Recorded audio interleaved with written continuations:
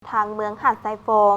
ได้จัดเสื่อมซึมเอกสารวันการทูตลาวและวันประกาศเอกราชครบรอบ 80 ปี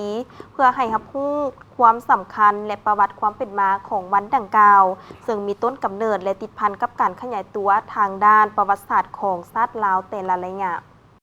ห้องการโฆษณาอบรมเมืองหาดทรายฟงนครหลวงเวียงจันทร์จัดปาฐกถาเสื่อมซึมเนื้อในเอกสารทางด้านการทูตลาวและวันประกาศเอกราช 12 ตุลาครบรอบ 80 ปี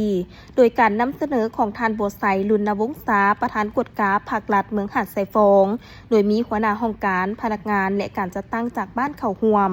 สำหรับการเผยแพร่เนื้อในเอกสารครั้งนี้ได้ยกให้เห็นทางด้านความสำคัญและประวัติความเป็นมาของวันการทูตลาว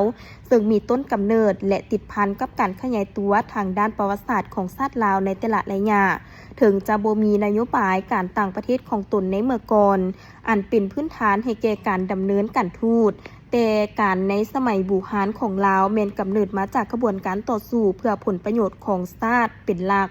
บรรพบุรุษลาวก็ได้ต่อสู้เพื่อปกปักรักษาความเป็นเอกราชของลาวจนถึงปัจจุบัน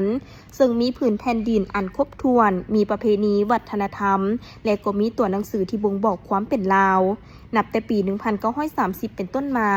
การทูตลาวจึงได้ค่อยๆขยายตัวพร้อมกับขบวนการต่อสู้เพื่อความเป็นเอกราชนับแต่นั้นเป็นต้นมาพวกเขาก็ได้มีความภูมิใจเป็นอย่างยิ่งและเวียกงานการต่างประเทศก็ได้รับการเคลื่อนไหวอยู่ภายใต้การนำหาของพรรคในปี 1955 ก็ได้มีนโยบายพื้นฐานและกำหนดแนวทางการต่างประเทศเพื่อผูกมิตรกับทุกประเทศที่เคารพเอกราชอธิปไตยและพื้นแผ่นดินอันครบถ้วนของลาวบนพื้นฐานหลักการเสมอภาคต่างฝ่ายต่างได้รับผลประโยชน์นับจากนั้นมาจึงเฮ็ดให้แนวทางการต่างประเทศของลาวก้าวสู่ระยะใหม่โดยวางนโยบายต่างประเทศคือสันติภาพเอกราชมิตรภาพและบ่ร่วมกลุ่ม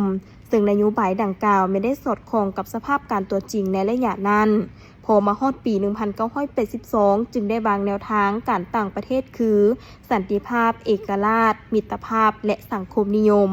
เพิ่มทวีอย่างบ่หยุดยั้งความสามัคคีพิเศษความสัมพันธ์สู่โฮปและการร่วมมือรอบด้านกับสหภาพโซเวียตและบรรดาประเทศสังคมนิยมไอ้น้องอื่นๆพร้อมนั้นก็ยังได้วางแนวทางการเปลี่ยนแปลงใหม่รอบด้านโดยอิงใส่6 หลักการเพื่อยึดมั่นจุดหมายสังคมนิยมลัทธิมาร์กเลนินและหมุนไส้อย่างประดิษฐ์สร้างเพื่อให้สอดคล้องกับจุดพิเศษของประเทศยึดมั่นในการนำพาของพรรคเพิ่มทวีความสามัคคีเป็นเอกภาพเสริมขยายประชาธิปไตยเพิ่มความศักดิ์สิทธิ์ของระบบอำนาจประชาธิปไตยประชาชนและเชิดชูจิตใจเอกราชเป็นเจ้าตนเองโดยยกสูงการก่อสร้างเศรษฐกิจแห่งชาติหันสู่อุตสาหกรรมและทันสมัยติดพันกับวิกงานการต่างประเทศตามนโยบายสันติภาพเอกราชมิตรภาพและร่วมมืออย่างเสมอต้นเสมอปลาย